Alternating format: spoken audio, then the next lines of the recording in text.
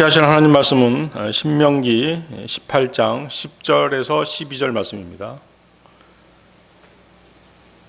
신명기 18장 10절에서 12절 말씀. 찾으셨으면 제가 받들어 읽겠습니다. 너희 가운데서 이러한 자들은 어떤 이도 발견되지 않게 할지니 곧 그의 아들이나 그의 딸을 불에 통과하게 하는 자나 점수를 사용하는 자나 점들을 보는 자나 마력을 쓰는 자나 마녀나 주술사나 부리는 영들에게 자문하는 자나 마술사나 강신술사라 이는 이런 짓들을 하는 모든 자들이 주께 가증함이기 때문이라. 그런즉 이 가증함들로 인하여 주 너희 하나님께서 그들을 너희 앞에서 내쫓으시는 것이라. 오늘 저는 무속에 빠진 왕은 망한다라는 주제로 여기 모이신 형제 자매님들과 하나님의 말씀을 나누는 시간을 갖고자 합니다. 거기 10절에 불은 우상 숭배를 위한 특별한 불입니다. 몰렉 숭배와 관련이 있는 불인 것이죠. 몰렉은 날카로운 뿔을 가진 숫소나 염소의 머리를 가진 우상입니다. 본래 몰렉은 가나안의 토속신이었습니다. 이스라엘이 가나안 땅에 정착할 즈음에 몰렉은 암몬족의 우상을 나타내는 그런 대표적인 신이 되었던 것입니다. 몰렉은 인신공양을 받는 신으로 유명합니다. 성경에는 아이들을 불 가운데로 통과하게 하는 종교의식이 여러 차례 언급되어 있고 또한 이러한 의식을 치르는 자를 죽이라고 하나님께서 명령하고 계십니다. 그러나 이스라엘 역사 가운데는 몰렉 숭배가 그치지 않았습니다. 예루살렘의 올리브산에는 몰렉의 신당이 세워졌던 것입니다. 심지어 백성들에게 모범을 보여야 할 유다 왕국의 왕인 아하스조차 그의 자녀를 이방의 풍습을 쫓아 흰놈의 골짜기에서 불살랐던 것입니다. 역대하 28장 3절이죠. 여기서 그는 이제 아하스 왕입니다. 그는 흰놈의 골짜기에서 향을 태웠고 주께서 이스라엘 자녀들 앞에서 쫓아내신 이교도들의 가증함을 따라 그의 자식들을 불 속에 태웠더라. 하나님께서는 가나안 땅에 하나님께서는 가나안 땅에 범람하는 이와 같은 악행을 그분의 백성 이스라엘이 따르는 것을 경계하셨습니다. 그래서 우상 숭배의 여러 유형 가운데 아들이나 딸을 불 가운데 지나게 하는 이와 같은 가증한 종교의식을 가장 먼저 말씀하시면서 강력하게 금하셨던 것입니다. 10절에 점술이 나오죠.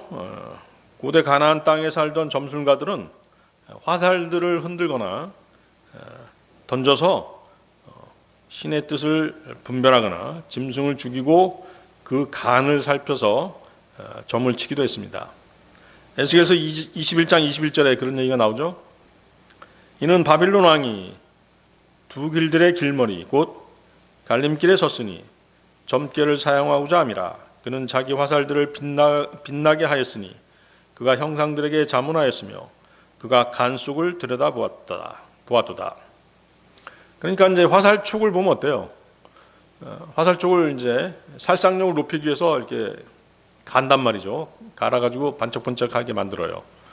그런 반짝반짝하게 만든 화살촉과 그렇지 않은 화살촉 둘 중에 하나를 뽑는 거죠.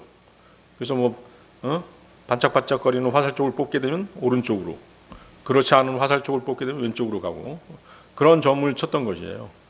그리고 동물을 죽여서 간을 본단 말이죠. 간을 봐가지고 그 무늬를 보고 이제 점을 치기도 하고 그랬던 것입니다. 우리나라 고대 사회에도 그런 게 있었죠.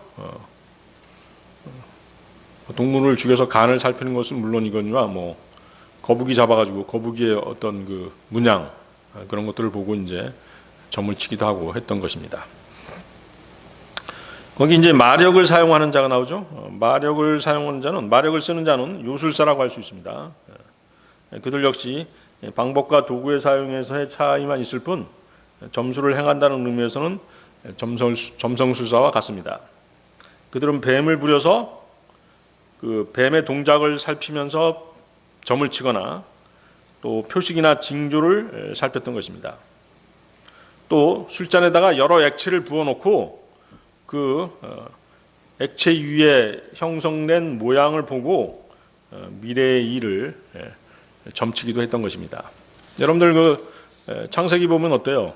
요셉이 총리로 있던 이집트에서는 점을 치기 위해 술잔을 사용했던 그런 내용이 나오죠. 또 거짓 예언자 발람처럼 주문을 써서 마술을 부리거나 남을 해할 목적으로 흑마술을 거는, 저주를 거는 그런 자들이 바로 마력을 쓰는 자가 되겠습니다. 또 마녀도 나오죠. 마녀는 무당과 같은 의미입니다.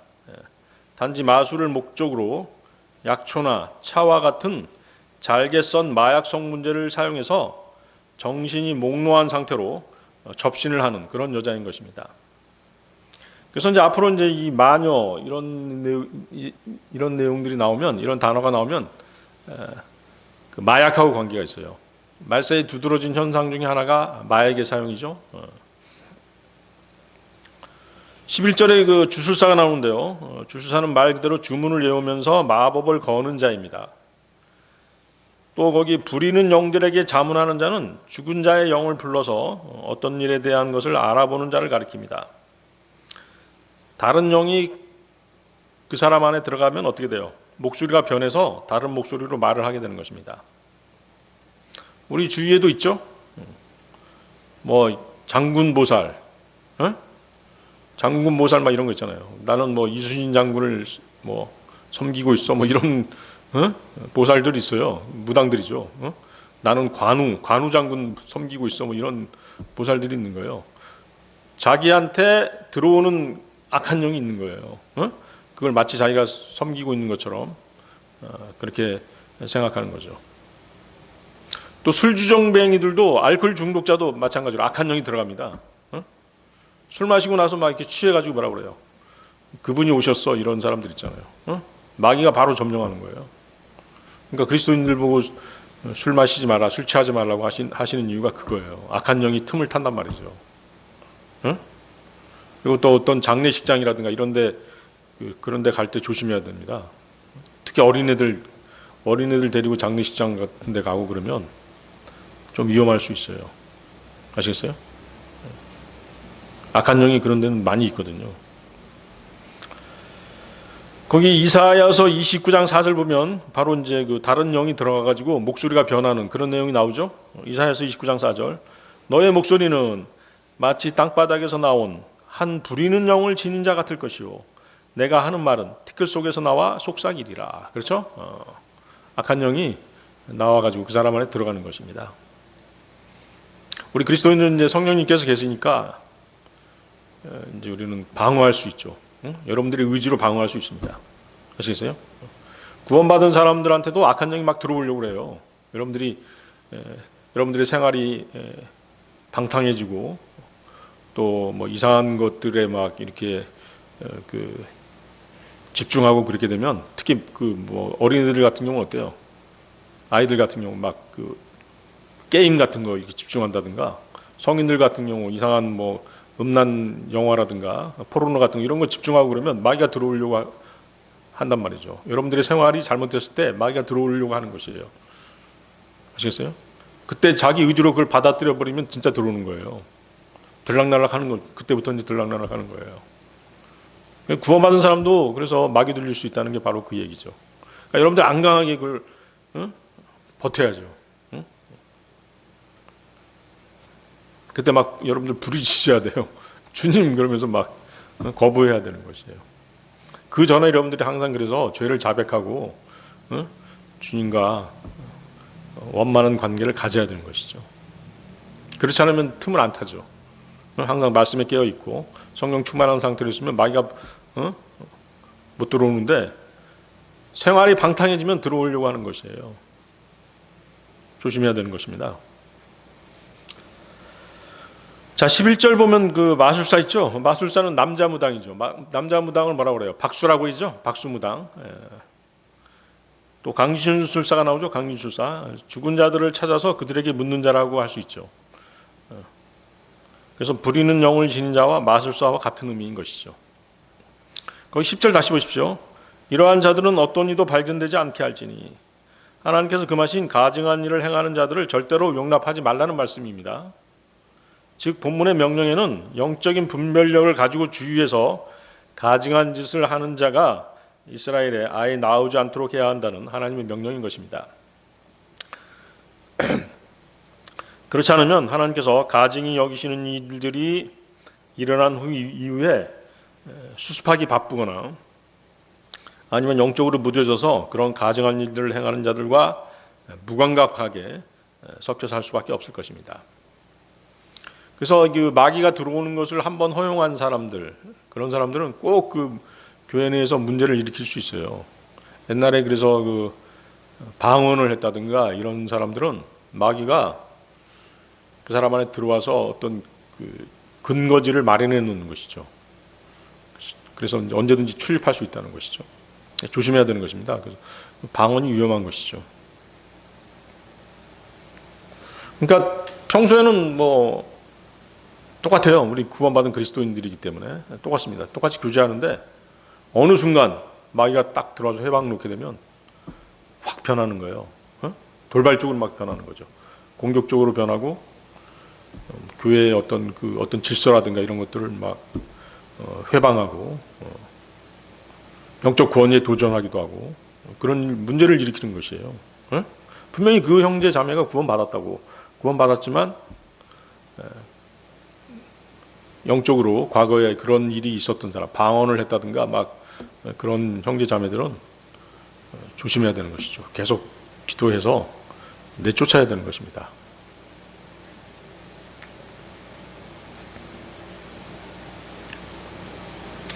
그래서 이제 그 본문의 내용을 이제 우리 현실에 적용해 보면 우리나라는 어때요? 종교의 자유를 헌법에 명시하고 있기 때문에 우리가 모든 이교도나 사이비 종교 집단을 사회 안에서 몰아낼 수는 없어요. 그렇죠? 그러나 적어도 교회 내에서만큼은 그러한 세력들이 침투하지 못하도록 영적으로 깨어 있어야 합니다. 더욱이 그러한 세력들은 사람을 통해 역사하기 때문에 성도들 서로 간에 영적인 면을 서로 살펴서 경계하는 것이 매우 중요한 것이죠. 12절 보세요. 12절 내쫓으시는 것이라. 자, 이 구절은 그 상속권을 박탈하다 이런 의미도 있어요. 그러니까 하나님께서 이스라엘 백성들에게 가나안 땅을 기업으로 허락하시면서 본문에 가증한 일들이 벌어지면 단순히 쫓아내시는 것뿐만이 아니라 이전에 주었던 기업들을 모두 빼앗으시고 영원히 그 기업에 속하지 못할 자로 여기시겠다라고 말씀하시는 것이에요. 아시겠어요? 그래서 이 구절에 쫓아낸다는 말은 단지 지리적인 이동만을 의미하지 않고 영원한 파멸로 던져넣으시는 영적인 심판이 있다는 사실을 경고하고 계시는 그런 말씀이 되겠습니다. 하나님께서는 이스라엘 백성들을 그들의 혈통에 따라 구원하신 것이 아니고 아브라함의 믿음에 따라 구원하셨잖아요. 마찬가지로 하나님께서 가나안 족속을 멸하신 것도 그들이 이방인이기 때문에 멸망시킨 것이 아니고 그들이 위에서 언급한 가증한 일들을 행했기 때문입니다. 이런 가증한 일도 그 멸망의 한 요인인 것이죠.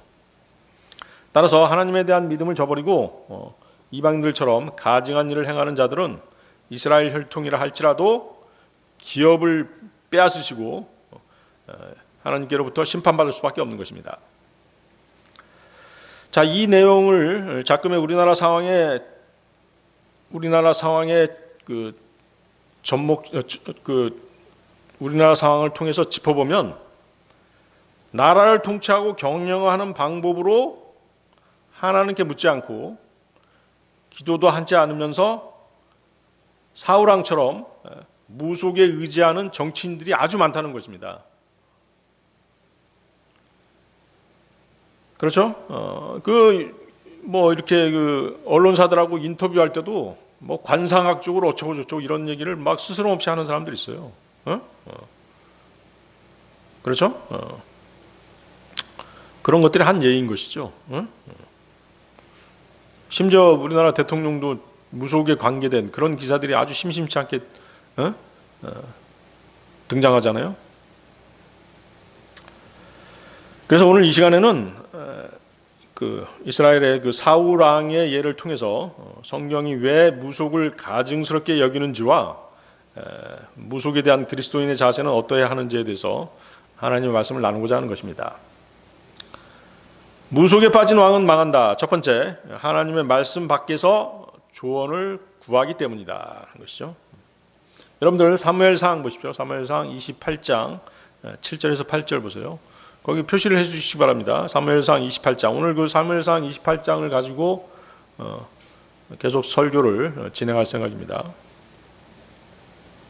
사무엘상 28장 7절에서 8절.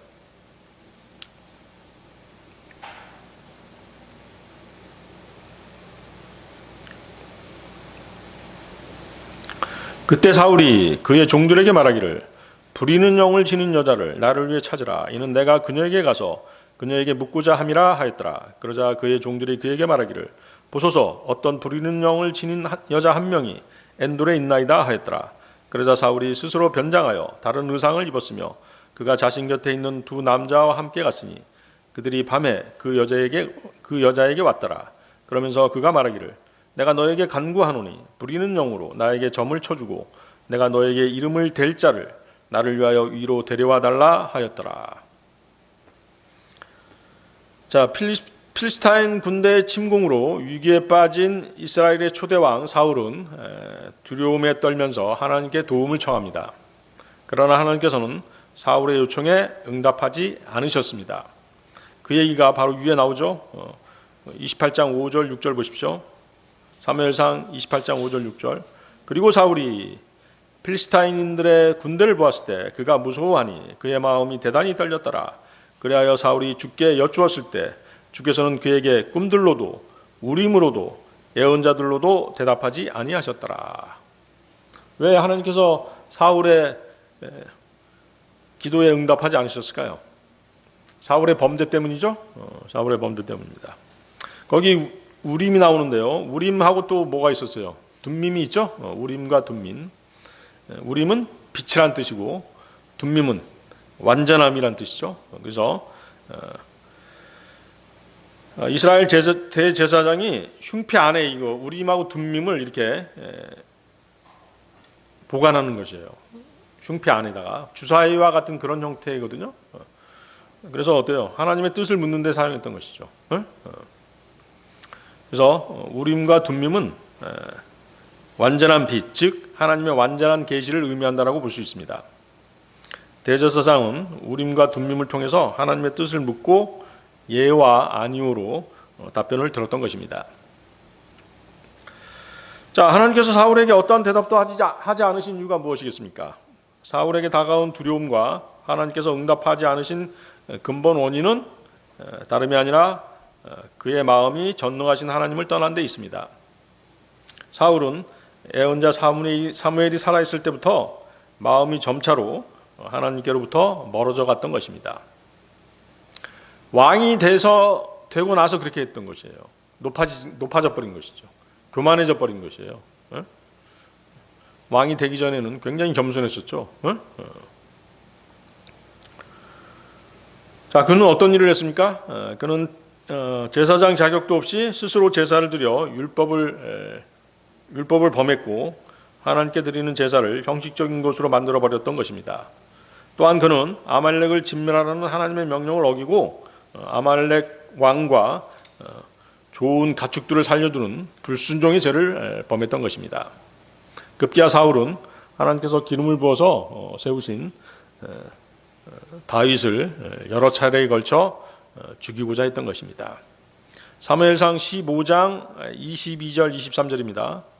그러자 사무엘이 이같이 말하였더라. 주께서 번제물들과 희생제물들을 주의 음성에 순종하는 것만큼 매우 크게 즐거워하시나이까? 보소서, 순종하는 것이 희생제물보다 낫고 정청하는 것이 순양들의 지방보다 낫나이다. 이는 반역이 마술하는 죄와 같고 완고함이 죄악과 우상숭배와 같기 때문이니다. 당신께서 주의 말씀을 거절하셨기에 그분께서도 당신께서 왕이 되지 못하게 거절하셨나이다. 자, 이러한 사울의 불순종으로 인해 성령님께서 그의 곁을 완전히 떠나셨고, 그로 인해 사울에게는 모든 상황이 두려움으로 다가오게 된 것입니다. 하나님의 음성을 듣기 위한 거듭되는 시도에도 불구하고 하나님의 응답이 없음을 확인한 사울은 급기야 가증한 행위를 하고 마는 것입니다. 어떤 행위였습니까? 사울 왕이 스스로 쫓아냈으면서도 하나님께서 가증스럽게 여기시는 부리는 영들을 지닌 사람을 스스로 찾게 된 것이 바로 그것입니다. 성경에서는 이 부리는 영, 이 주술, 또 무속에 대해서 뭐라고 말씀하시죠? 율법서에 뭐라고 얘기하십니까? 레위기 19장 31절인데요. 부리는 영들을 지닌 자들에게 마음을 두고 생각하지 말며 마술사들을 따라서 그들에 의하여 더럽혀지지도 말라. 그렇죠? 이것은 거의 이제 사형에 해당되는 죄들이죠. 본문에서 이제 본문 다시 보십시오. 부리는 영을 지닌 여자를 나를 위해 찾으라는 표현이 나오죠. 그는 이 표현은 사실은 찾지 않으면 안 된다는 사울의 절박한 심정을 잘 나타내주는 그런 표현이 되겠습니다. 사울이 찾고 있는 부리는 영을 지닌 여자는 막연히 부리는 영을 지닌 여인 가운데 한 사람을 찾는 것이 아니라 가장 영험하고 능력 있는 영매를 찾고 있었던 것입니다. 거짓 믿음을 가진 사람들의 특징 가운데 하나가 뭐냐면 어려운 일을 만나게 되면 형식적으로 하나님을 찾다가 응답이 없으면 즉시 하나님을 떠난다는 것입니다. 그리고 그 마음이 더욱 강팍해져서 심지어 하나님을 대적하기도 하는 것이죠. 대표적인 예가 이집트의 파라오일 것입니다. 분리할 때는 하나님을 인정하지만 상황이 점차 나아지면 하나님을 대적해서 자신을 높이고 다시 대적하는 것입니다. 따라서 진정한 믿음은 어려운 때에 그 여부가 드러나게 된다는 사실이죠. 사울은 신하들에게 부리는 영을 지닌 여인을 찾으라는 명령을 하는 것에 그치지 않고 그녀에게 가서 신탁을 구하겠다는 자신의 적극적인 의지를 드러내고 있습니다. 내가 그녀에게 가서 묻고자 함이라, 그렇게 얘기하죠. 완전히 이성을 잃어버린 사울은 부리는 영을 지닌 여인을 찾는 것만이 자신의 미래, 자신이 행할 바를 알 수 있는 유일한 해결책으로 여겼던 것입니다. 사울은 하나님께서 세우신 이스라엘의 왕이었지만 당시 가장 가증스럽고 비천한 존재로 여겨졌던 부리는 영을 지닌 여자에게 신탁을 구하는 그런 처지가 되어버린 것입니다. 거기 엔돌이라고 하는 지명이 나오죠. 그렇죠? 그 부리는 영을 지닌 여자가 엔돌에 살고 있다라고 나오죠. 엔돌은 거주지의 샘이라는 뜻을 가집니다. 므낫세 지파에 속한 그런 지역입니다. 이곳은 타볼산과 모래 언덕 사이에 있는 오지로 알려져 있습니다. 샘이 있었기 때문에 사울에게서 쫓겨난 부리는 영을 지닌 여인이 숨어 지내기에 적합했을 것입니다. 뿐만 아니라 이곳은 당시 이스라엘이 진치고 있었던 길보아에서 그리 멀지 않았기 때문에 사울이 쉽게 찾아갈 수 있었던 그런 지역이 되겠습니다. 사울은 사람들이 알아보지 못하도록 다른 옷으로 변장한 후 엔돌로 향합니다. 사울이 방문하려고 하는 엔돌은 또한 필리스타인 군대가 진을 치고 있는 곳이었기 때문에 적의 눈을 피하기 위해서 변장을 했던 것이죠. 한편으로는 현재 자신의 행위가 이전의 자신의 행동과 모순되기 때문이기도 했습니다. 그는 전에 무속하는 자들을 이스라엘 땅에서 모두 완전히 쫓아낸 적이 있었습니다. 이제 와서 자신의 정책을 스스로 무너뜨리고 있었기 때문에 백성들의 비난을 피할 목적으로 변장을 했던 것이죠. 사무엘상 28장 3절에 그 얘기가 나오죠. 사무엘상 28장 3절. 이때 사무엘이 죽어서 온 이스라엘이 그를 애도하고 그를 라마흐 곧 그의 본래 도시에 장사하였더라. 그리고 사울은 부리는 영들을 지닌 자들과 요술자들을 영토에서 쓸어버렸더라. 그렇죠?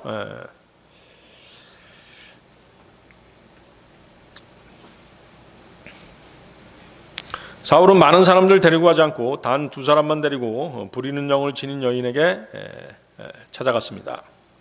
그것은 자기의 행동을 다른 사람이 눈치채서는 안 되기 때문이었던 것이죠. 그가 신접한 여인을 찾아간 시간은 밤이었습니다. 여기서 밤이라고 하는 시간적 배경은 사울의 행동이 정당치 못했고 또 그의 영적 어두움과 자신의 행동에 대한 죄책감으로 가득 차 있음을 상징적으로 보여주고 있는 것입니다. 요한복음 11장 10절 말씀인데요. 그러나 만일 어떤 사람이 밤에 걸어다니면 그가 걸려 넘어지니 그 안에 아무런 빛이 없기 때문이라. 그렇죠? 사울 안에 빛이 없었기 때문이죠. 8절 보십시오. 다시 사무엘상 28장 8절. 그러나 만일 어떤 사람이 거기 8절 내가 너에게 간구하노니죠. 내가 너에게 간구하노니. 사울은 부리는 영을 지닌 여인에게 명령하지 않고 어떻게 하고 있어요? 간청하고 있는 것이죠. 자신이 왕이라는 사실을 숨겨야 했기 때문이죠. 사울은 이미 백성을 통치하는 왕으로서의 권위를 상실하고 비천한 여인에게조차 간청해야 하는 그런 처지로 전락해버린 것입니다. 8절 계속 보십시오. 위로 데려와 달라. 뭘 데려오라는 것이죠? 죽은 자의 영을 땅 아래에서 지상으로 끌어올려 달라고 하는 것이죠. 사울은 하나님께 자신의 일들을 문의했다가 응답이 없으시자 영매를 통해서라도 자신의 운명을 알아내려고 지금 사악한 행동을 하고 있는 것입니다. 그는 하나님도 숭배하고 또 죽은 자의 영도 숭배했던 것입니다.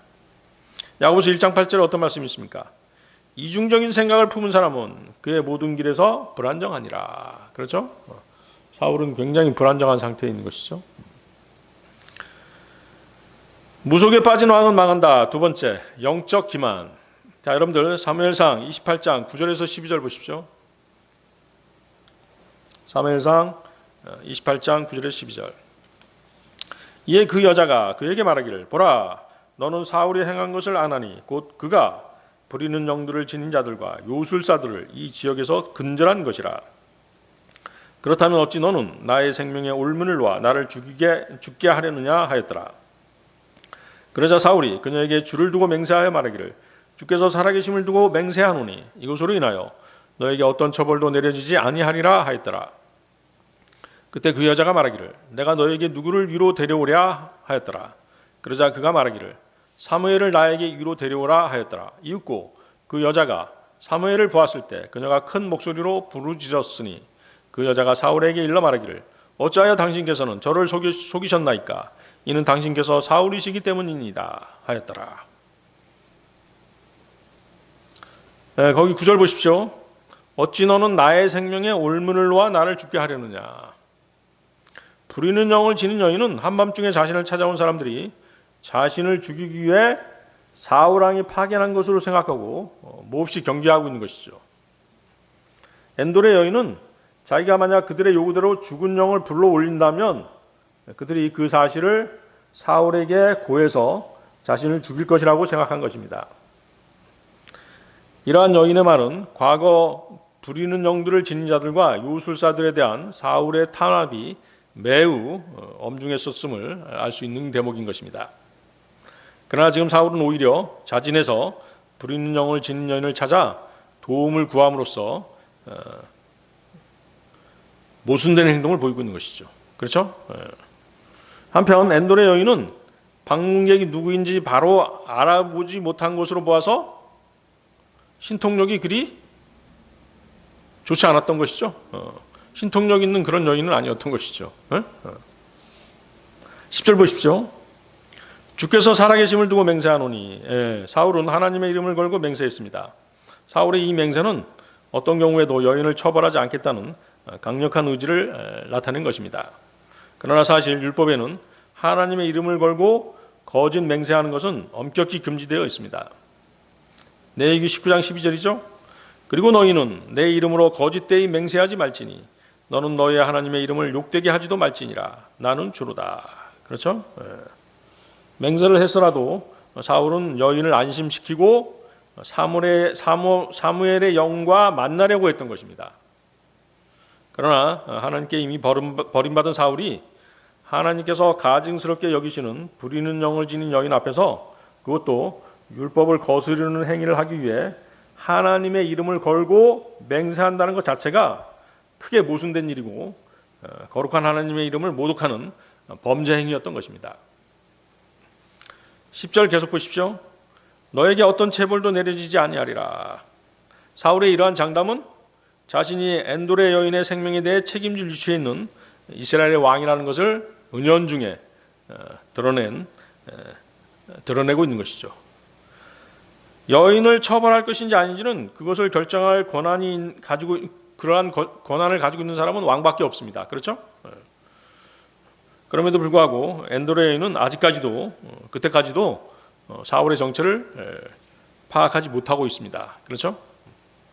11절 보십시오. 내가 너에게 누구를 이로 데려오랴. 자, 이 말은 뭐예요? 성경하고 완전히 위배되죠? 성경에서 뭐라고 말씀하세요? 사람이 죽게 되면 그 영은 하나님께로 돌아가고, 구원받은 혼은 지하 낙원으로, 구약시대에 그렇습니다.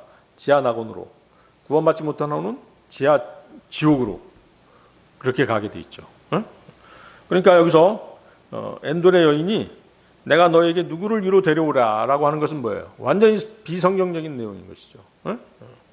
그러니까 이 여인이 불러올 수 있는 영이라고 한다면 뭐예요? 악령인 것이죠. 마귀의 영인 것입니다.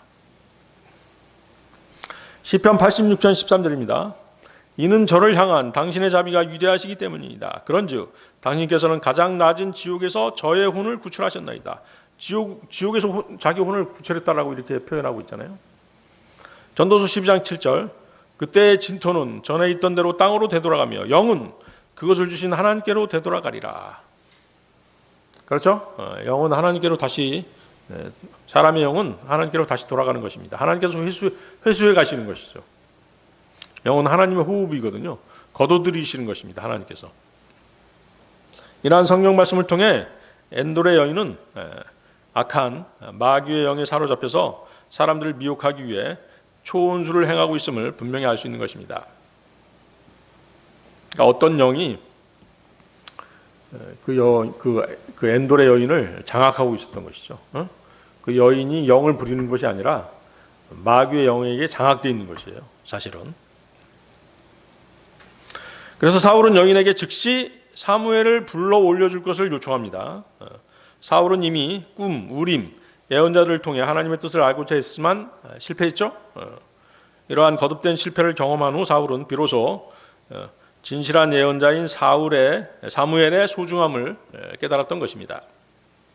하나님과 동행하면서 하나님의 뜻을 가감없이 선포했던 사무엘의 영을 사울이 만나고자 했던 이러한 사실은 하나님과 단절된 삶을 살았던 그의 영적 비참함과 팔레스타인의 공격에 직면해서 급박해진 그의 마음 상태를 단적으로 잘 보여주고 있다라고 말씀드릴 수 있습니다.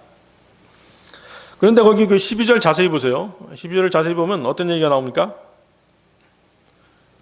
여인이 사무엘의 영을 불렀나요? 안 불렀나요? 불렀다는 얘기는 나오지 않죠? 그거예요. 여인이 사무엘의 영을 불렀다는 얘기는 나오고 있지 않고, 그럼에도 어때요? 갑자기 사무엘의 영이 나타난 것이죠. 그렇죠? 그래서 갑자기 사무엘의 영이 나타나니까 이 여인이 놀라버린 거예요. 왜? 자기가 부리는 영이 아니거든. 그렇죠? 물론 뭐 자기가 부리는 영이 사무엘의 영으로 이렇게 둔갑했을지 그건 모르겠습니다만은 평소에 자기가 부리던 영이 아니에요. 근데 갑자기 나타나는 거예요. 자기가 또 요청하지도 않았는데 갑자기 사무엘의 영이 나타나 버린 거예요. 앞에서 설명한 바와 같이 사후에 사람의 영은 이 세상과는 완전히 분리된 곳으로 가서 이 세상 사람들과 교류할 수 없기 때문에 엔돌의 여인이 본 사무엘의 영은 사탄이 조작한 거짓된 용이라고 할 수 있는 것입니다. 12절 보세요. 어찌하여 당신께서는 저를 속이셨나이까. 그렇죠? 여인은 이제 그 사무엘 영으로 나타난 그 영을 보고서야 자기에게 찾아온 사람이 사울임을 그때서야 알아본 것이죠. 왜? 그녀는 뭐예요? 사울 왕과 사무엘의 관계를 너무도 잘 알고 있었기 때문인 것이죠. 엔돌의 여인은 사울이 변장하고 자기에게 와서 초원수를 요청한 사실로 자기를 속였다라고 말합니다. 그러나 속은 사람은 단순히 엔돌의 여인뿐만 아니라 오히려 사울이었죠. 사울은 더 크게 속았죠. 사울은 사탄의 거짓된 장난을 알아채지 못하고 진짜 사무엘의 영이 출현하는 것으로 믿음으로써 더 크게 속은 것입니다. 자, 이와 같은 사실에서 사탄은 사람들을 속이고 사람들의 영적 분별력을 흐리기 위해서 언제든지 위장할 수 있는 존재임을 우리로 하여금 알게 하는 것입니다. 고린도후서 11장 14절이죠. 그런즉 놀라워할 일이 아니니 사탄 자신도 빛의 천사로 가장되어 있기 때문이라. 자, 무속에 빠진 왕은 망한다. 세 번째, 불순종에 대한 하나님의 심판. 자, 여러분들 사무엘상 28장 13절에서 19절 보시겠습니다. 사무엘상 28장 13절에서 19절. 그러자 왕이 그녀에게 말하기를 무서워하지 말라. 그런즉 내가 무엇을 보았느냐 하였더라. 이에 그 여자가 사울에게 말하기를 제가 땅에서 올라오는 신들을 보았나이다 하였더라. 그러자 그가 그녀에게 말하기를 그의 형체가 어떠하냐 하였더라. 이에 그녀가 말하기를 한 노인이 올라오고 있나이다. 그리고 그는 어떤 덧옷으로 덮여 있나이다 하였더라. 그러자 사울이 그것이 사무엘임을 알아차리고는 상체를 굽혀서 자기 얼굴을 땅에 대고 몸을 숙여 절하였더라. 이에 사무엘이 사울에게 말하기를 어찌하여 너는 나를 위로 데려오려고 나를 어지럽혔느냐 하였더라. 그러자 사울이 대답하기를 제가 심히 괴롭나이다. 이는 필리스타인들이 저를 대적하여 전쟁을 벌였는데 하나님께서는 저에게서 떠나셨고 제게 예언자들로도 꿈들로도 더 이상 대답하지 아니하시기 때문입니다. 그러므로 제가 해야 할 것을 당신께서 제게 알게 해주십사 제가 당신을 불렀나이다 하였더라. 그때 사무엘이 이같이 말하였더라. 그렇다면 너는 주께서 너에게서 떠나고 너의 원수가 되신 것을 알면서도 어찌 나에게 묻느냐. 그런즉 주께서 나를 통하여 말씀하신 대로 친히 그에게 행하셨도다. 이는 주께서 너의 손에서 왕국을 찢으시어 그것을 너의 이웃에게 곧 다윗에게 주셨기 때문이니 내가 주의 음성에 순종하지 아니하고 그분의 맹렬한 진노를 아말렉에게 집행하지도 아니한 까닭이라. 그러므로 주께서 이날 너에게 이것을 행하셨도다. 이뿐만 아니라 주께서는 너와 함께 이스라엘도 필리스타인들의 손안에 넘기실 것이라. 그리고 내일 너와 너의 아들들은 나와 함께 있으리라. 주께서는 또한 이스라엘 군대도 필리스타인들의 손안에 넘기실 것이라. 자, 13절 보십시오. 무서워하지 말라. 자, 여인의 무서움을 필리스타인의 군대에 대해 사울이 두려워한 것과 같은 단어를 사용함으로써 사울이 지극히 두려움에 사로잡혀 있다는 것을 강력하게 표현하고 있죠. 하나님께서 함께하지 않는 사울이 부리는 영을 지닌 여인과 다름없는 영적 상태에 놓여 있음을 보여주고 있는 것입니다. 그렇죠? 담대함이 완전히 사라진 것이잖아요. 오직 두려움만 남아있는 상태인 것입니다. 영적 상태가 어때요? 완전히 바닥에 있는 것이죠. 사울은 10절에서 주의 이름으로 맹세하면서 여인이 이 일들로는 해를 당하지 않을 것이라고 말했기 때문에 자기 말의 일관성을 지키려는 뜻에서 여인에게 무서워 말라라고 그렇게 했던 것입니다.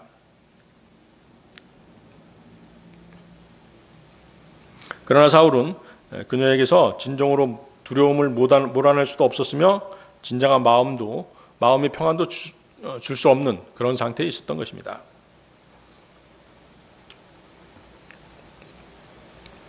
내가 무엇을 보았느냐? 13절 또 보세요. 내가 무엇을 보았느냐? 자, 사울은 여인이 보는 것을 보지 못한 상태에 있었죠. 그것이 인격체인지 또 사물인지도 알지 못했음을 알 수 있습니다. 자, 이것으로 보아서 사무엘의 영의 출현은 객관적 사실이 아니라 단지 엔돌의 여인 혼자서만 경험한 영적 현상임을 알 수 있습니다. 이로써 사탄은 자신의 하수인인 부리는 영을 지닌 여인을 지배하고 거짓된 영을 보게 함으로써 영적 질서를 혼란케 하고 사람들을 미혹하는 그런 존재인 것입니다. 엔돌의 여인은 땅 아래에서 올라오는 죽은 자의 영을 볼 수는 있었지만 우리 그리스도인들은 뭘 봐야 돼요? 성령님의 역사하심을 볼 수 있어야 되죠. 그래서 성령님의 역사하심을 볼 수 있는 것은 뭐예요? 단지 믿음의 눈만으로만 가능한 것이죠. 성도의 믿음은 어떤 절망적인 상황이 발생했을 때 하나님의 도우심이 우리를 둘러싸고 있음을 볼 수 있는 그런 능력인 것입니다. 왕하 열왕기하 6장 17절에 이런 말씀이 있죠. 그러고 나서 엘리사가 기도하며 말씀드리기를 주여 제가 당신께 간구하오니 그가 볼 수 있도록 그의 두 눈을 열어주소서 하였더라. 그러자 주께서 청년의 두 눈을 열어주셨고 그가 보았더니 보라 산이 엘리사 주위에 있는 불말들과 불병거들로 가득하였더라. 그렇죠? 그 산에 불말들과 불병거들이 가득한 것을 볼 수 있는 사람은 누구였어요? 엘리사였죠? 함께 있던 청년은 보지 못한 것입니다. 이것이 바로 뭐예요? 믿음의 차이인 것이죠. 자, 거기 보세요. 13절. 땅에서 올라오는 신들. 여기서 가스가 있죠? 갓. 복수로 되어 있는데. 이 가스가 이제 뭐냐면 여러 의미가 있습니다. 여러분들 그 출애굽기 보면 뭐예요? 모세가 그 십계명 돌판을 받으러 산으로 올라갔을 때 이스라엘 백성들이 송아지 우상을 만들잖아요. 그 송아지 우상을 뭐라고 얘기해요? 가스라고 얘기해요. 왜 복수를 썼을까요? 이스라엘 백성들은 송아지 우상뿐만이 아니라 다른 우상들도 섬기고 있었기 때문에 가스라고 얘기한 거죠. 아시겠어요? 이스라엘 백성들은 이집트에서 떠나오면서 우상들을 완전히 버리고 온 게 아니었어요. 이집트의 우상들도 같이 데리고 온 것이에요. 그래서 여러분들 이제 출애굽기 다시 한번 읽어보시면 거기 송아지 우상을 가스 이렇게 복수로 표현하고 있는 것을 알 수 있을 것입니다. 그런데 여기서도 가스라고 표현되어 있죠. 그래서 이 가스의 두 번째 내용은 뭐냐면 초자연적인 존재나 영을 의미할 때 가스라는 표현을 씁니다. 그래서 엔돌의 여인은 사무엘의 영이 땅에서 올라온 것으로 묘사했던 것이죠. 가스라는 표현을 쓴 것이에요. 그래서 이것은 엔돌의 여인이 자신의 술법으로 그 영을 끌어올렸다기보다는 그 이전에 사무엘의 영이 스스로 올라왔다는 것을 의미하는 것이죠. 사무엘의 영으로 가장한 악령이 스스로 올라온 것이죠. 이해하시겠죠? 그래서 사무엘의 영은 그 여인이 끌어올리기도 전에 스스로 올라와서 여인을 놀라게 한 것입니다. 이미 죽은 자의 영은 하늘로 올라가고 혼은 육체와 분리돼서 낙원이나 지옥에 가서 이 세상으로 다시 돌아올 수 없다는 성경 기록과도 위배되는 내용이잖아요. 그렇죠? 여러분들 누가복음 16장 보면 뭐예요? 부자와 나사로의 얘기가 나오죠? 부자는 아브라함에게 나사로를 지상에 보내서 자신의 5 형제들에게 지옥의 참상에 대해 증언해 주도록 그렇게 요청하잖아요. 그렇지만 아브라함은 뭐라고 얘기해요? 그들에게는 모세와 예언자들이 있으니 그들에게 듣게 하라고 말하죠. 이와 같은 사실로 미뤄봐서 여인에게 나타났던 영은 실제 사무엘의 영이 아니라 거짓의 아비인 사탄이 인간을 미혹하기 위해서 조작해낸 거짓 영들임을 알 수 있는 것입니다. 사울은 여인이 본 사무엘의 형체를 알기 원했죠. 여인이 본 것은 신이 아닌 인간의 모습을 한 늙은 남자였습니다. 14절에 덧옷이 나오죠. 덧옷은 몸에 두르는 망토 같은 그런 옷이에요. 이 옷은 종교의식을 거행할 때 사무엘이 일상적으로 입었던 그런 옷이었죠. 엔돌의 여인은 이러한 예양으로 인해서 사무엘을 연상했던 것입니다. 따라서 사탄은 이러한 점을 이용해서 거짓 영을 늙은 남자의 모습으로 등장시켜서 사울로 믿게 한 것입니다. 그렇죠? 그래서 사울은 거짓 영을 향해서 경배했던 것이죠. 데살로니가후서 2장 11절 12절 말씀입니다. 그런즉 이런 까닭에 하나님께서 그들에게 강한 미혹을 보내시니 그들로 하여금 거짓말을 믿게 하려 하시며 진리를 믿지 않고 오히려 불의 안에서 쾌락을 누린 그들 모두로 하여금 영벌의 심판을 받게 하려 하심이라.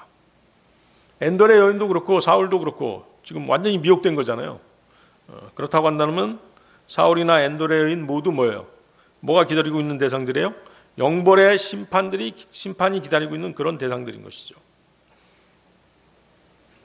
14절 보십시오. 땅에 대고 몸을 숙여 절하였더라. 땅에 대고 몸을 숙여 절하였더라. 사실 이스라엘의 왕이라고 하더라도 하나님의 제사장으로부터 기름 부음을 받았기 때문에 왕의 권위가 하나님의 제사장의 권위보다 더 높다라고 말할 수는 없는 것입니다. 재정 분리 사회였잖아요. 더구나 하나님의 신탁을 받고자 하는 상황에서 사울이 하나님의 뜻을 전해줄 사무엘에게 고개를 숙이는 것은 어찌 보면 당연하다고 볼 수도 있습니다. 그럼에도 불구하고 본문 말씀이 사울이 얼굴을 땅에 대고 사무엘의 영에게 절하는 모습을 굳이 강조한 이유가 뭘까요? 그것은 거짓 용조차도 구별하지 못하고 그에게 최대의 경의를 표하는 사울의 영적 무능력을 보여주기 위함이었던 것이죠.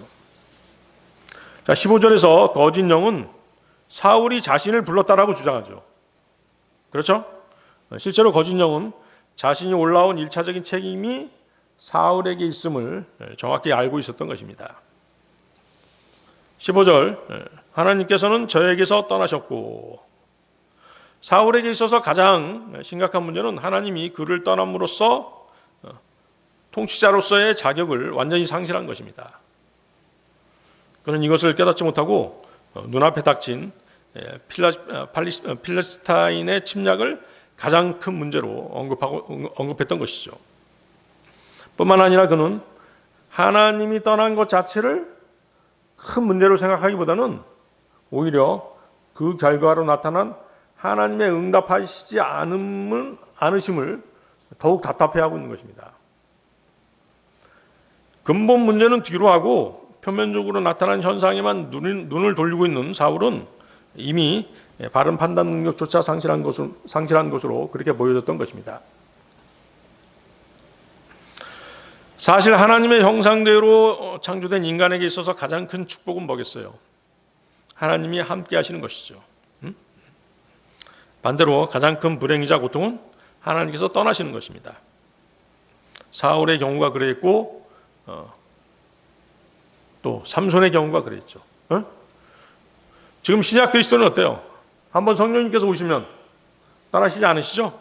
그렇지만 구약에서는 들어오셨다가 떠나셨다가 그렇게 하실 수 있으셨어요. 사울 같은 경우는 어땠어요? 성령님께서 오셨다가 떠나셔버렸죠. 삼손은 들어오셨다가 떠나셨다가 다시 마지막에 들어오셨죠. 다윗은 성령께서 오셔가지고 떠나시지 않으셨죠. 그래서 다윗이 그 살아있는 동안에 가장 무서워했던 게 뭐냐면 성령님이 떠나실까봐 그걸 제일 걱정했어요. 특히 자기가 밧세바하고 간음을 했잖아요. 그 범죄 사실로 인해서 성령님께서 자기를 떠날까봐 무척이나 고통스러워했습니다. 여러분들 시편 읽다 보면 그런 얘기가 나오죠.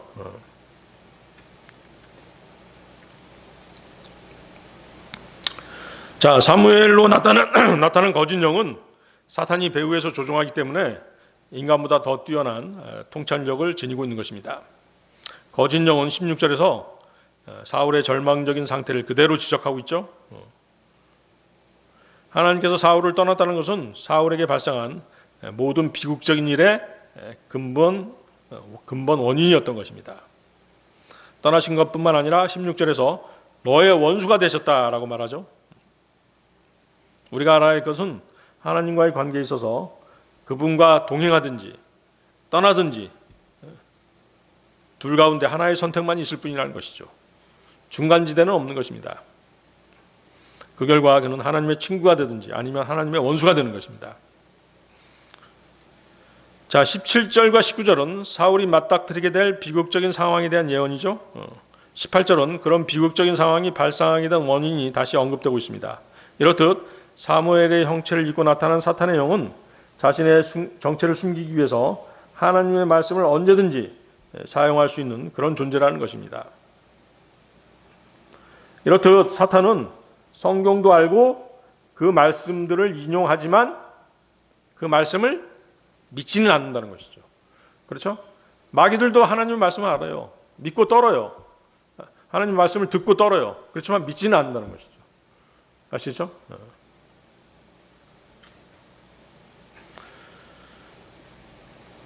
예수님의 제자 중에 누가 있었어요? 가룟 유다가 있었죠? 가룟 유다는 끝까지 구원을 못 받았잖아요. 왜? 하나님의 말씀을 믿지 않는 존재인 마귀였기 때문에 그런 것이죠.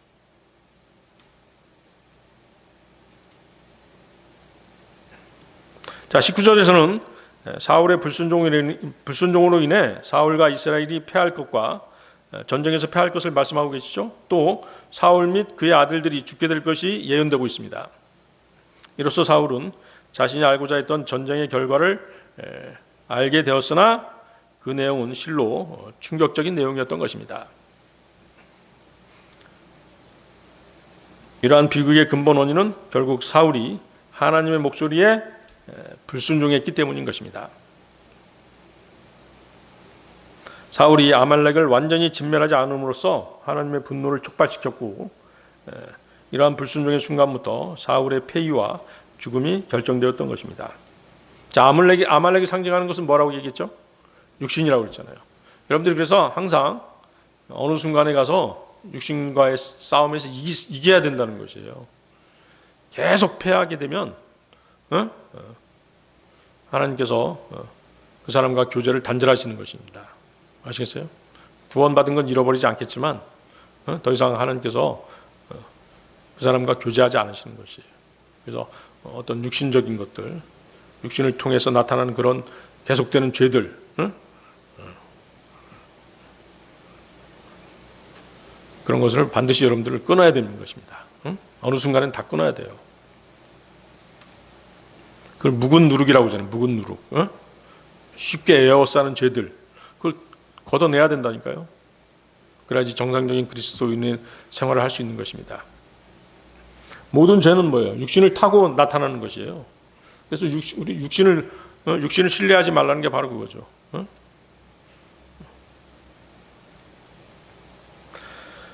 자, 하나님께 대한 믿음의 기본은 하나님의 말씀을 듣고 순종하는 데서 시작된다는 사실을 우리는 유념해야 되는 것입니다.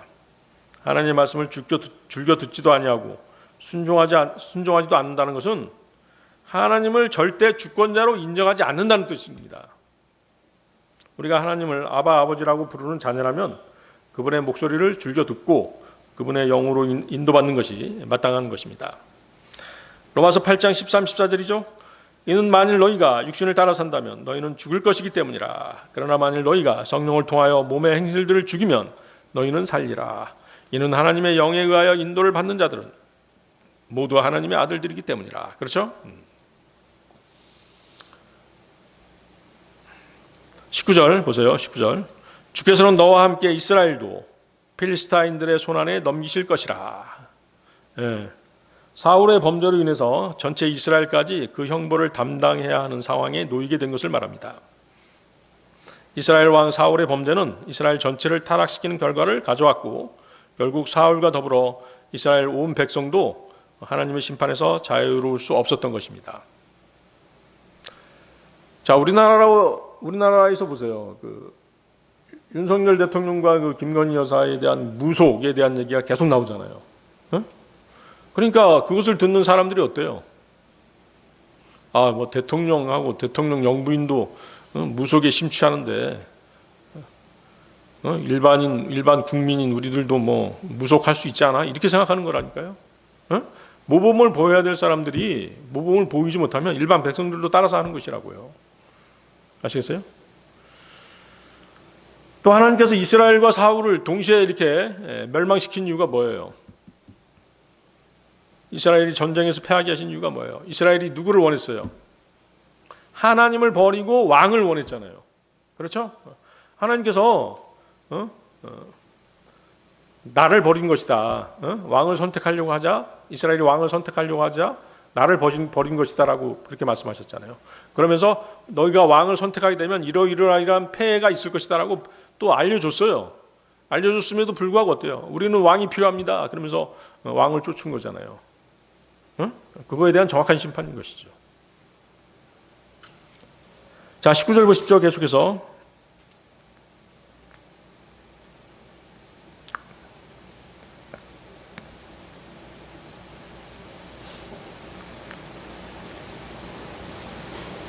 또 한 가지를 더 덧붙인다면 뭐냐면 하나님께서는 사무엘을 통해서 왕국을 누구에게 넘기신다고 그랬어요? 사울 다음에 다윗에게 주신다고 말씀하셨죠.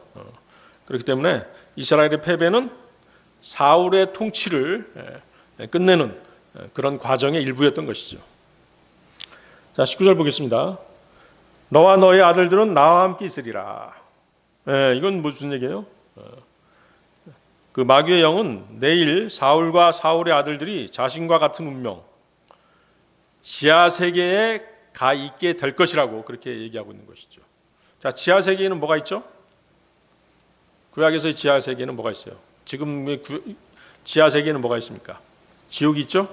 또 낙원이 있죠. 또 타타로스라고 하는 그 천사들, 타락한 천사들을 가둬놓는 장소가 있잖아요.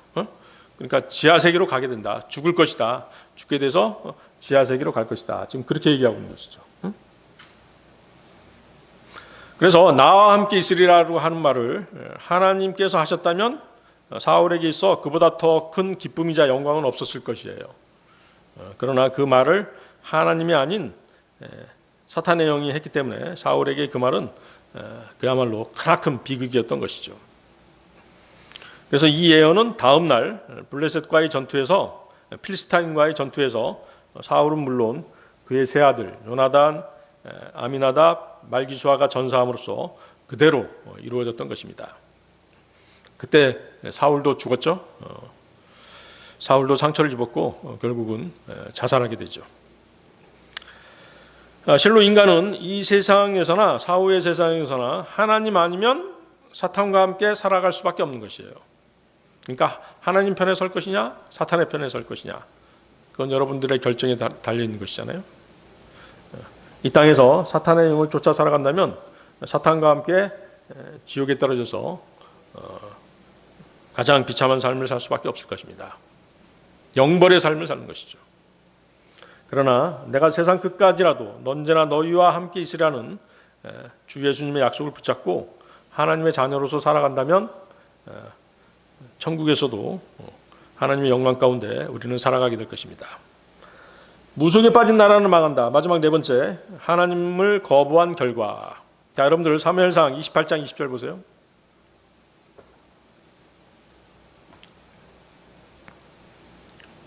사무엘상 28장 20절.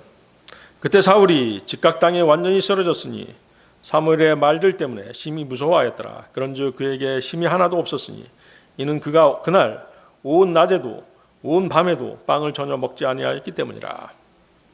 자, 본절은 사울이 자신과 자신의 가족 그리고 조국 이스라엘의 비극적 상황에 대한 예언을 듣고 크나큰 두려움에 사로잡혀 쓰러진 사실을 기록하고 있습니다.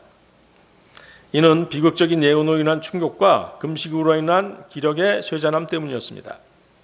과거 엘리 제사장, 여러분 엘리 제사장 알죠? 엘리 제사장의 몸이 너무 비둔해서 의자에서 넘어져서 목이 부러져 죽은 사실이 그의 영적 무감각을 암시적으로 드러내 주었던 것처럼 사울이 완전히 땅바닥에 자빠져 버린 것 또한 그의 생에 갑작스러운 쇠퇴를 드러내 보여주고 있는 것입니다. 이 구절에서의 무서워하였다라는 표현은 두려움만의 감정을 나타내는 단어가 아니라 이로 인해 어떤 결과적 행동이 뒤따라 일어날 것을 암시하는 그런 단어입니다. 다윗이 그 사울을 피해서 아키스로 도망간 때가 있었어요. 그런데 어때요? 아키스의 신하들이 다윗을 경계해서 죽이려고 했죠. 그러니까 다윗이 심히 두려워해서 미친 채 했잖아요. 그렇죠? 다윗의 두려움이 곧바로 그에 상응하는 미친 행동을 유발했던 것입니다. 여기서도 사울도 사무엘의 영으로 위장한 악령의 말에 매우 두려워했고 이는 곧 정신을 잃고 땅에 쓰러지는 그런 결과를 초래했던 것입니다.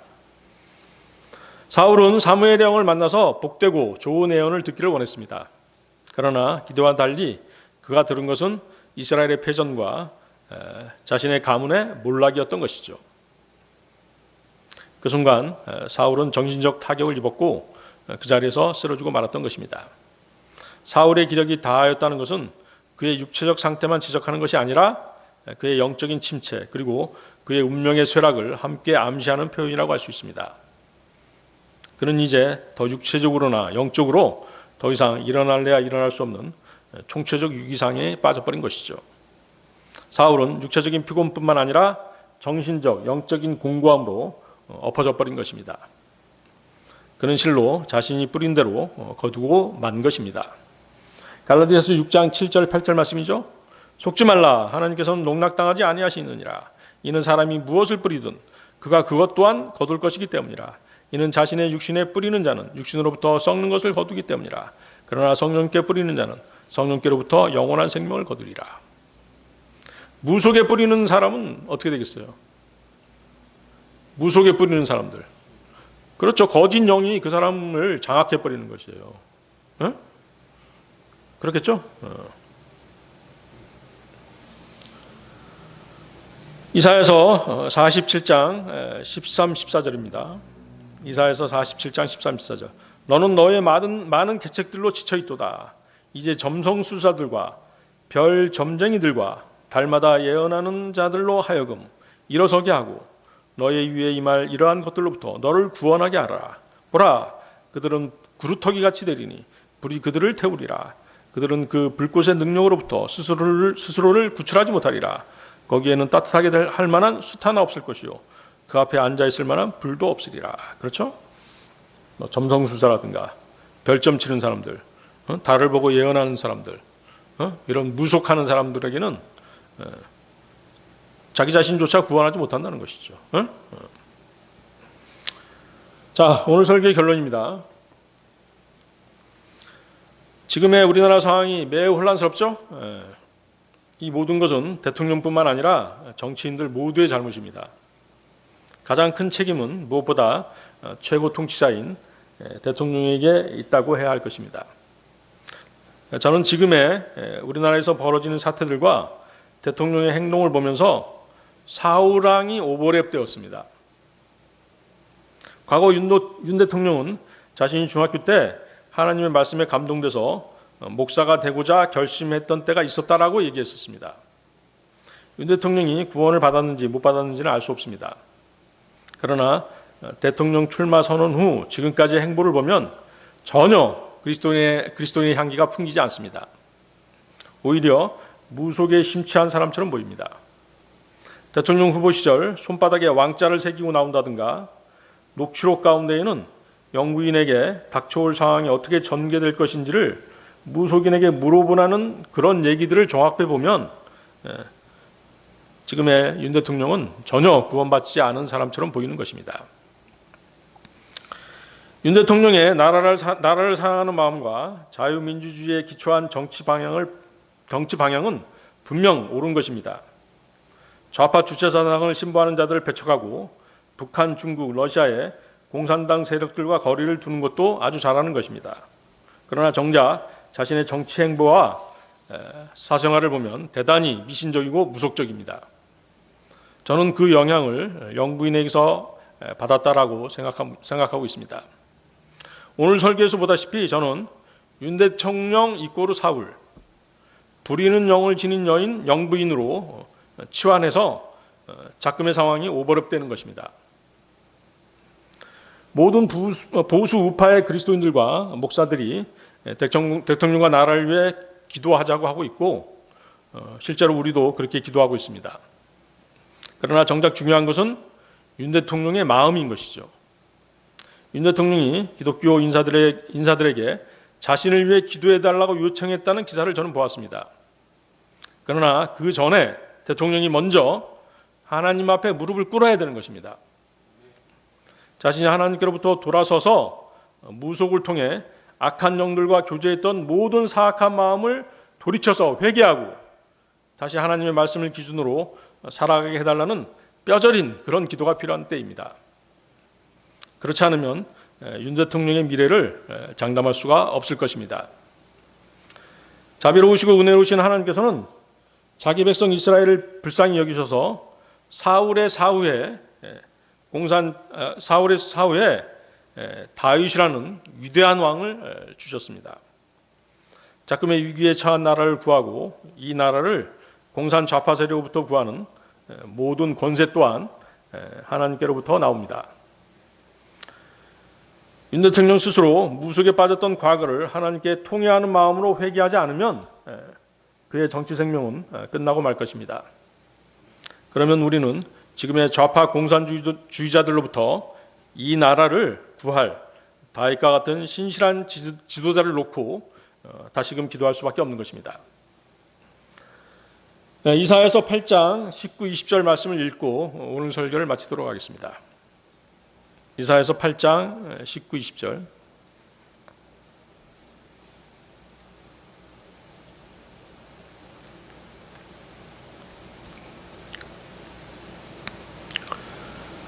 찾으셨습니까? 이사야서 8장 19, 20절. 그리고 그들이 너희에게 말하기를 부리는 영들을 지닌 자들에게와 엿보고 중얼거리는 요술사들에게 구하라 할 때는 백성이 그들의 하나님께 구해야 하지 아니하겠느냐? 산 자들을 위하여 죽은 자들에게 구해야 하겠느냐? 율법에 그리고 증언에 구할지니라. 만일 그들이 이 말씀에 따라 말하지 아니한다면 그것은 그들 안에 빛이 전혀 없는 까닭이라. 그렇죠? 하나님께 구하고 또 율법 그리고 증언 뭐예요? 하나님 말씀에 구하라는 것이죠. 아시겠습니까? 다 같이 기도하시겠습니다.